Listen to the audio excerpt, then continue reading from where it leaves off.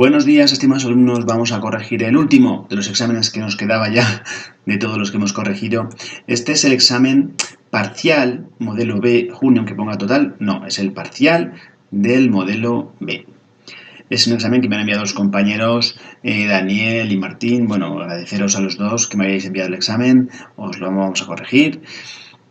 Deciros que ya sé que estáis recibiendo notas, que estáis corrigiendo los exámenes, que estáis pensando algunos en pedir la revisión del examen. Bueno, pues también os puede servir para ello. Bueno, estas son las preguntas que yo considero correctas y os pongo en qué tema están, la respuesta, en qué punto y dónde podéis encontrarlo en el manual de referencia. Pues bien, la estructura lógica de las normas se compone de A, supuesto jurídico y consecuencia social, supuesto de hecho y consecuencia jurídica, y C, hecho social y sanción. Pues como veis, es la estructura lógica de las normas se compone, normas jurídicas, se compone de supuesto de hecho y consecuencia jurídica. En la segunda de las respuestas de la parte de text del examen, pues tenemos la posición imperativista considera que las normas jurídicas son mandatos provenientes de la autoridad y dirigidos a los ciudadanos. B, juicios hipotéticos dirigidos a orientar la conducta judicial. Y C, ninguna es correcta. Pues bien, la respuesta correcta es la posición imperativista. El contenido esencial es un núcleo irreductible, son los mandatos emanados del soberano y dirigidos a los ciudadanos para que los cumplan. Tema 6.3. La pregunta 3. Pues las normas de derecho privado son de carácter privativo, coercitivo o dispositivo. Pues bueno, aquí lo tenéis. El derecho privado son de carácter dispositivo y suelen ser de carácter subsidiario, también nos dice el libro. Ahí lo tenéis en el tema 3.5.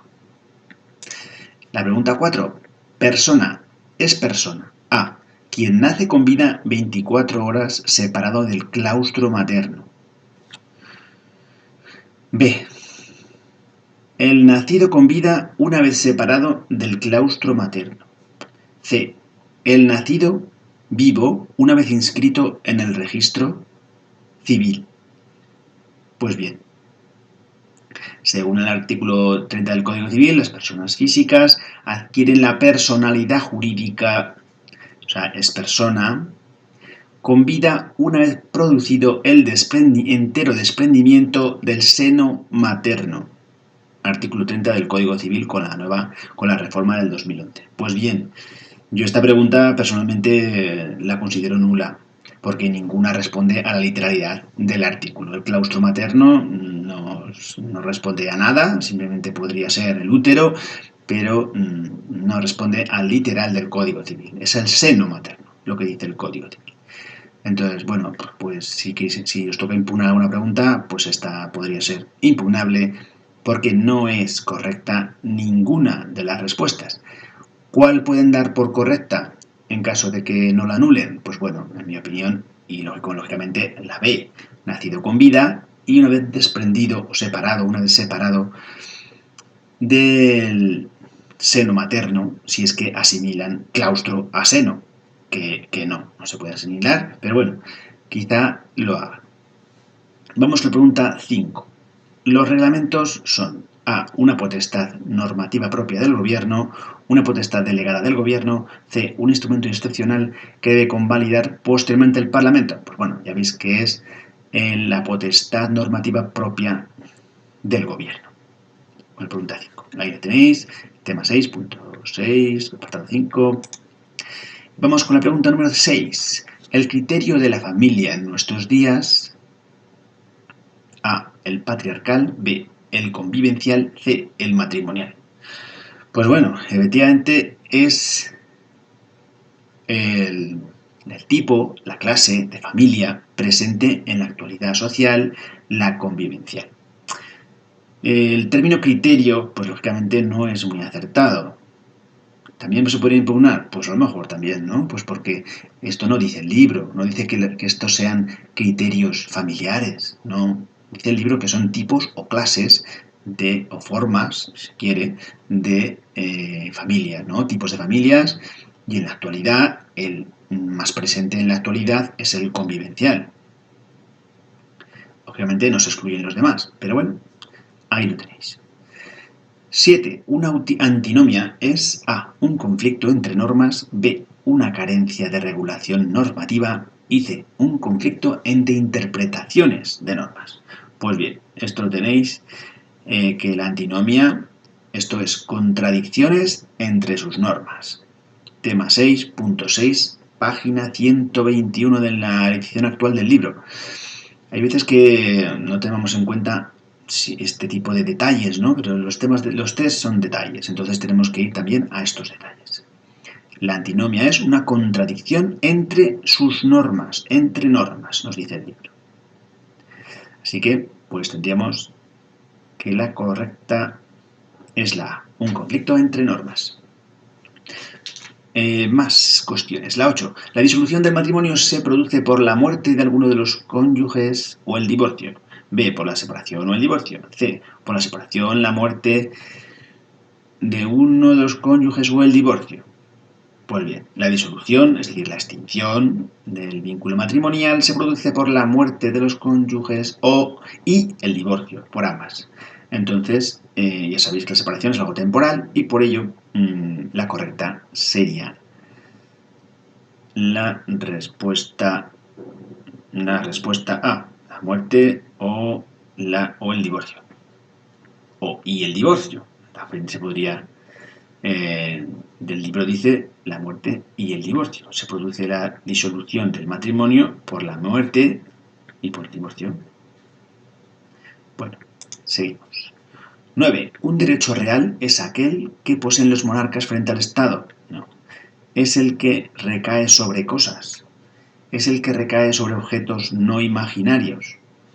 Pues como veis, efectivamente, es la B, es la que recae sobre cosas. Aquí entra en juego pues la definición de derecho real, pues que es un derecho subjetivo que otorga determinados poderes y facultades al titular que ejerce sobre una cosa, y el concepto de cosa, ¿no? Que sabemos cuál es el concepto de cosa. Pues bueno, cosa era un objeto de derecho subjetivo que puede recaer pues facultad material, y esto, o sea, este objeto, esta cosa puede ser material o puede ser inmaterial.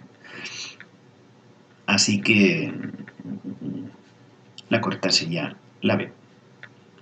La 10. Las facultades derivadas del derecho de propiedad se ejercen A. En todo caso, dado que el carácter es absoluto del derecho de propiedad. B. Si no existen cargas. Y C. Ninguna de las respuestas es correcta. Pues bien, las facultades derivadas del derecho de propiedad se ejercen. Veis que en cuanto a la A, la respuesta dice en todo caso, dado que el carácter absoluto del derecho patrimonial. Que el derecho de propiedad sea absoluto no significa que se pueda ejercer en todo caso. Son dos cosas distintas. El carácter de un derecho y el ejercicio de un derecho son dos cosas distintas. Entonces, el carácter obviamente es absoluto, pero el ejercicio se encuentra supeditado a la existencia o no de cargas. ¿Que no existen cargas? Pues entonces se podrá ejecutar. Pero si existen cargas, pues no se podrá ejecutar todas las facultades. Bueno, en definitiva, el derecho de propiedad en este sentido es un derecho absoluto, ¿vale?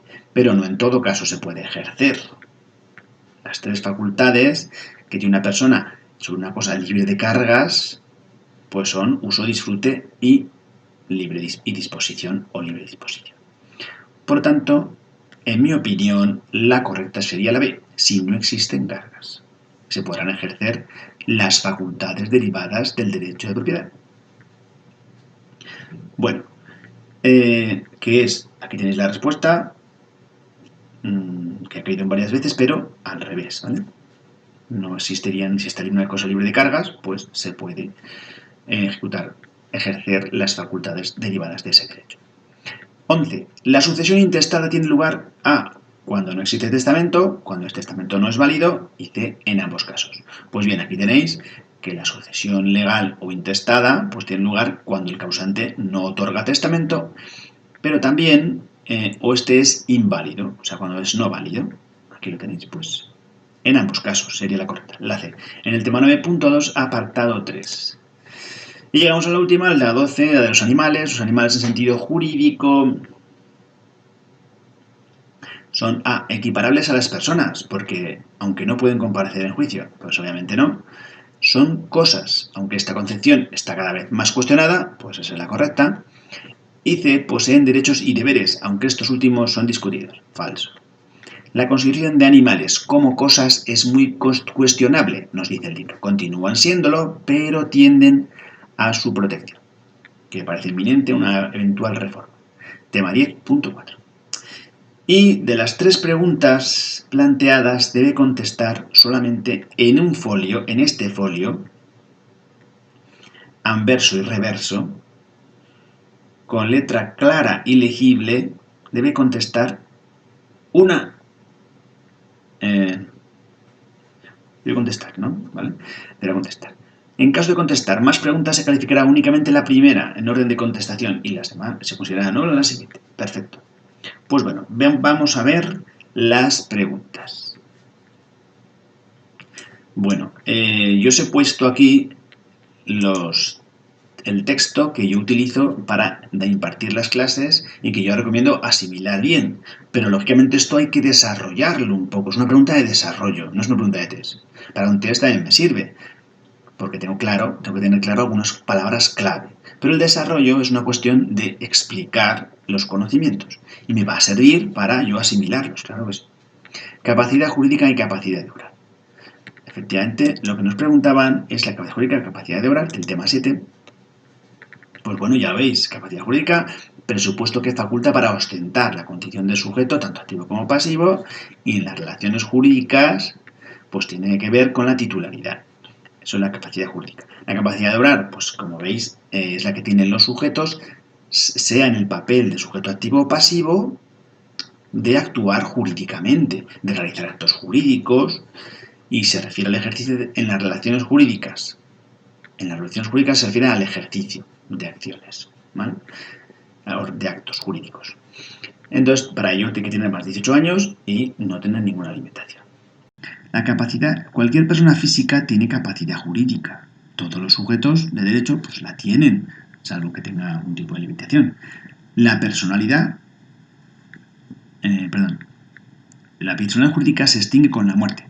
En la capacidad de obrar, que es lo que admite limitaciones, la capacidad de obrar de las personas físicas debe distinguirse entre la incapacidad y la limitación de la capacidad.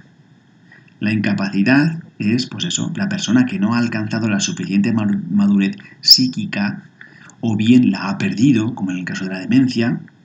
Para suplir la incapacidad existe la institución de la representación, en nombre del interés del incapaz en el ejercicio de sus derechos y deberes. Esto puedes ponerle un ejemplo y puede quedar muy bien una pregunta desarrollándolo, claro, un poquito más. Poniendo algún ejemplo, pues que cuando tiene Alzheimer, en caso de la demencia, o ante la falta de madurez psíquica, cuando uno es un menor, eso lo podéis explicar un poco y con ejemplos. La limitación de la capacidad de obrar, pues bueno, tiene lugar cuando la persona se ve restringida para determinados actos jurídicos. ¿Quién restringe esta capacidad de obrar? Pues bueno, los juzgados y los tribunales. En el caso de las personas colectivas, la extensión de su capacidad jurídica, pues siempre al menos alguna persona física tiene que manifestar la voluntad en los actos jurídicos.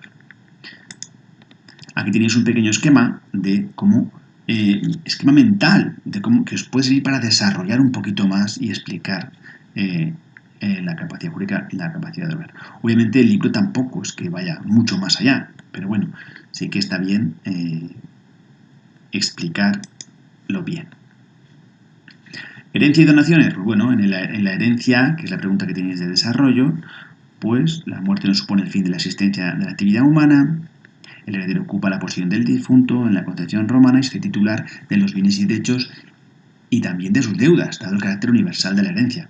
Está bien en cada pregunta de desarrollo hacer una pequeña introducción histórica. Esto es un libro pues que hay mucha historia y siempre va bien hacer una pequeña introducción histórica. Quizá tengamos que dedicar una clase a cómo realizar bien una pregunta de desarrollo, al menos en mi opinión.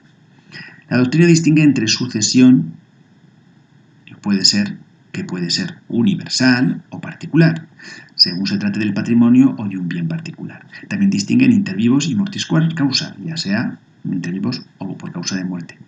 En este último caso suele hablarse de sucesión testada o intestada. Por eso yo os hacía este pequeño esquema sobre la sucesión, que puede ser pues universal, particular, intervivos y mortis causa. Universal, pues un patrimonio completo. Un particular, sucesión particular, pues un bien en particular. Intervivos, pues una donación.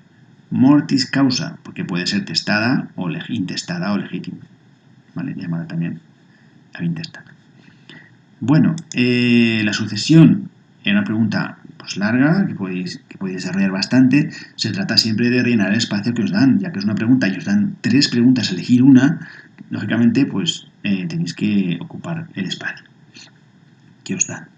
La sucesión puede ser testamentaria o legítima, como hemos visto. El testamento es el acto por una persona dispone de sus bienes después de la muerte, de todos sus bienes o parte de ellos, ¿vale? Y también pueden darse bienes concretos a título de legado, también aquí antes. Si el legado es de la cosa propia o determinada por el testador, el legatario adquiere la propiedad desde el momento de la muerte y éste hace suyo las rentas y frutos. Pues son pequeños detalles interesantes para el desarrollo. Los hijos y el cónyuge poseen el derecho a una parte de la herencia, llamada la legítima, y de ella no puede privarles el testador, salvo por causas de desheredación.